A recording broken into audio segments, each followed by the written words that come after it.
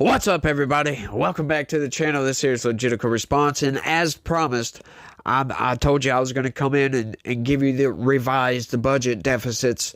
Here we go, y'all. Check this out. Budget deficit for FY 2024 hits 1.8 trillion, up from FY 2023, CBO says. This is nuts, y'all. These people don't care about our economy. They don't care, right? Like, what they're essentially doing is they're passing the buck. They're like, oh, we're going to spend our way into oblivion and let our children take care of the bill. That's what they're doing. That's what the previous generation did to us. And now we are doing the same thing to the next generation. That's garbage, folks. We need to get our act together. We need to get new congressmen. You guys need to vote in your primaries. If you want to get change, if you really want change in this election, or actually it's not going to be this election, but if you want change to ever come to Congress, if we are ever going to try to straighten any of this garbage out, you have to vote in your primaries. Don't vote for your congressman unless it's like Matt Gaetz, Chip Roy, Thomas Massie, Byron Donalds, the good congressmen, Anna Paulina Luna, Marjorie Taylor Greene. Now, I will say, some people might laugh at that. Marjorie Taylor Greene says some really off-the-wall stuff, right? Like she's going around putting posts out on X talking about the government is controlling the weather, stuff like that. Like they're targeting these hurricanes at us.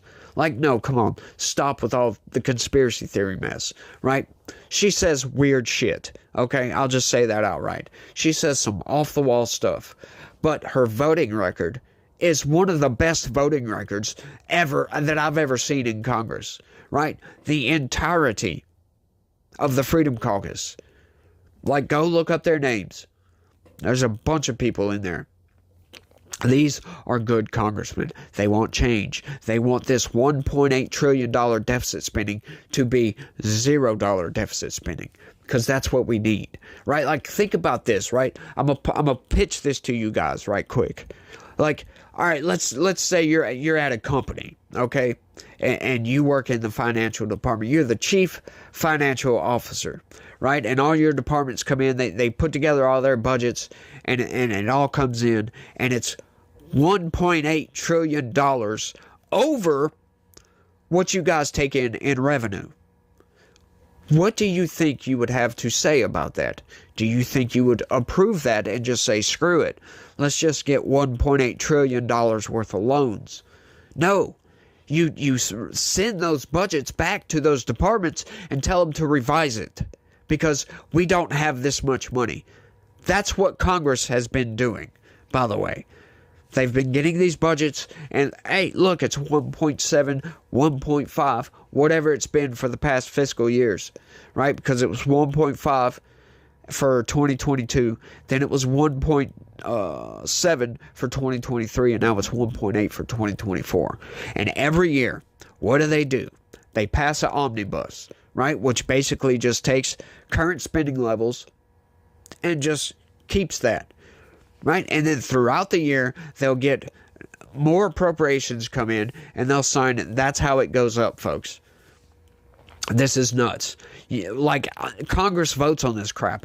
The Freedom Caucus does not. They always vote against this garbage because it's garbage. We thought Mike Johnson was going to come in and actually do his damn job, and when he gets a budget that comes in that's in the red, that's in a deficit, he was going to say, no, look, we need to send this back. That's what we thought he was going to do.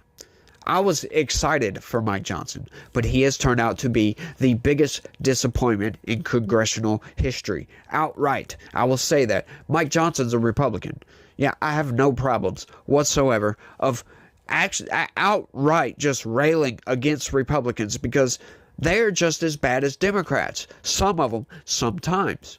Right? Republicans, a lot of them are rhinos. We all know what that means. Republican in name only. Right? Democrats are the ones who love spending. But you can't spend in a deficit forever. Look, I understand credit and we can print money and all this garbage. Hey, that's fine sometimes. But it's only fine for things like COVID. Right? When you have something like COVID come in, you have a hurricane, right? You got to spend some money. Okay, I'd be fine with that. Right? Like, go ahead, print some money. They need it. But this year over year garbage, this isn't going to work. We need to make some cuts. We need to make drastic cuts, right? Like, they always talk about, oh, we need a 1% cut. That's the Republican platform, is at least a 1% cut all the way across the board to every department. You know what that's going to do? Nothing. It's going to be 1%. That's not going to be nearly enough, folks. That's not going to be $1.8 trillion. It's going to be maybe in the hundreds of millions of dollars. 1% cut. That's just mind blowing when you think about it. 1% is in the hundreds of millions of dollars. It's just insane what they do. How the hell can they, in good conscience, actually sign off on a budget that is $1.8 trillion deficit? The deficit totaled $1.8 trillion in fiscal year 2024, marking the second year in a row that deficits have totaled close to $2 trillion, according to the Congressional Budget Office, or CBO, monthly budget review. In fiscal 2023, the deficit was slightly lower at $1.7 trillion. In fiscal year 2019, prior to the onset of COVID-19 pandemic, the federal deficit was $984 billion. Now, for all you Democrats out there that think that I'm just this ardent supporter of Donald Trump that never says anything bad about our dear leader. No. $984 billion, Trump, what the fuck are you doing here? Right? Like, I'm sorry. Look, I understand that pre-pandemic, that's insane. That shouldn't be that much. We shouldn't have any deficit spending whatsoever. So I'm going to hold Trump to this. When he comes in, he knows we have a spending problem, right? Like, he knew we had a spending problem back then. This is one of my criticisms of Trump. He spent way too much money. When he comes in, those deficits better not be there anymore, or I'm going to be right here railing against it, because that's garbage, Trump. You know what you're doing is damaging the country. You're deflating the value of our dollar by diluting our dollar, by adding supply with no more demand. That's what that does. You're adding more money into the system, and there's no more goods. It's mind-blowing to me, y'all, but let's keep going. The deficit figures do not include the effects of the court-reversed student loan forgiveness program. We're now borrowing $5 billion per day while interest payments are soaring. At nearly $2 trillion, last year's deficit was almost double pre-pandemic levels, said Maya McGinnis, president of the Committee for a Responsible Federal Budget. We face massive headwinds, with debt set to reach an all-time record as a share of the economy by 2027, and we don't even have a plan to address our fiscal challenges. That's right. There is no plan. The Biden administration never has a plan. They just want to spend our way into bankruptcy. You can't keep spending like this. Our national debt is almost $36 trillion. Right? Like, this has got to stop, y'all. This really has to stop. Once again, like I said in the beginning of the video, we need to vote in the primary. That is very important to get new congressional members in the House. That's what we need. Senators, yeah, that's going to be a tougher challenge, right? And that they don't have as much say over the budget issues. They do have a say, though. They do have a say. They represent the state. They don't represent the people. If you get good congressmen in there, the Senate will be forced to capitulate to the House. They have that power as well. If we get a Speaker of the House with a spine in there that can force the Senate to capitulate to some spending cuts, to not spend in a deficit, that's what we need. They would be forced to. Shut the freaking government down if you've got to. That's what I say. Sure, you're going to piss off some federal employees. So what? Once again, like I always say, they love to come out and lie. Like all these congressional members when they're campaigning, they'll come out and lie and say, oh, well, we didn't vote for this bill and this bill. No, they did. I'm sorry. They might not have voted for a specific bill that they're talking about, but all this other spending garbage, they did. And they'll get out and lie to you, folks. They will lie. Like, if they would just be honest with people, look, we're going to shut the government down, right? Like, all these federal employees that would be out of work with the government shutdown, just go to these people and say, look, we're going to shut it down, but it's so we can get our budget back on track. We got to fix the government, blah, blah, blah, all the crap that I've been saying in this video. Just tell these people the truth. That's all you got to do, and they would understand. I can almost guarantee you these people would be like, that's reasonable. That they can't argue with that, right? Like, how can you argue, no, we need the government to spend almost $2 trillion in the... It's just nuts. Like, you can't argue for that. Like, it makes absolutely no sense. McGinnis noted that lawmakers will face new hurdles in 2025 in addition to rising deficits, debt, and interest. The new challenges she mentioned included the reinstatement of the debt ceiling, the end of the Fiscal Responsibility Act's budget caps, and major tax and spending expirations. Yeah, the Trump tax cuts. Right, like, but that's good. That's good. That's going to help the economy, for crying out loud. What needs to happen is spending cuts to these departments, right? Like, the federal government under Joe Biden has expanded wildly. Like, a lot of the jobs that he constantly touts all the time. Oh, I'm a jobs president, right? Like, a lot of that's federal employees. 87,000 IRS agents, for crying out loud. Now, I will say, to be honest and fair, some of those are replacement because there's a lot of people, a lot of IRS agents that have retirements coming up soon. They need to replace these people, but not 87,000 people. That's only about 20,000 employees will retire in the next 5 years. They just hired 87,000. Once again, folks, these people lie to you constantly. Within the next dozen years, 3 major trust funds for highways, Medicare, and Social Security will run out of reserves, forcing us to reckon with even tougher decisions on how to keep important government priorities afloat, she said. These hurdles will present a test for policymakers, requiring them to either offset their desired outcomes with real budgetary savings or pass the bill on to the next generation.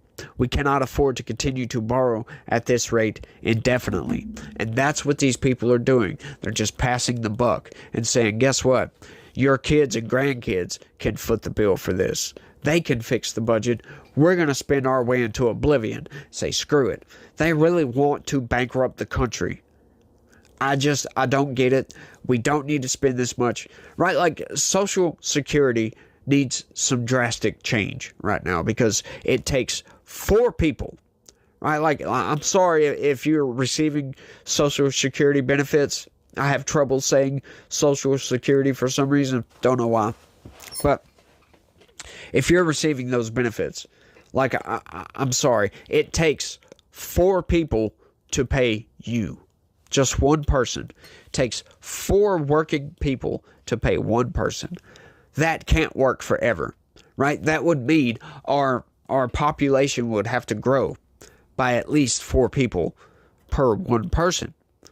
So that means a couple would need to have 8 kids. And this has to go on indefinitely. We can't do that. No, that's not going to work. People are choosing, we're having a replacement crisis right now. People are choosing to not have kids. Our replacement is like 1.5 or something like that, 1.5 kids. Yeah, that's not going to work. And now a lot of people argue that's why they're bringing in so many criminal aliens. Well, you know what? That's not going to work either. Because, like I always say, if you're going to have a melting pot, everything that you throw into that pot has to melt into the pot. You can't throw in a foreign object that's not going to assimilate into the gumbo of your country, your culture, because it's going to stick out like a sore thumb, right? Look at what's going on in Springfield. These people are getting sick and tired of these immigrants just doing what they normally do, right? Like, it's fine for them to do that in their country, and a lot of it's not bad, right? Like killing a geese. Like, there's nothing wrong with that. A goose is food for crying out loud. Chickens, ducks, yeah, that's normal. I saw a video the other day, a guy claiming to be cleaning up a duck or something like that in the middle of a suburb, like in his front yard.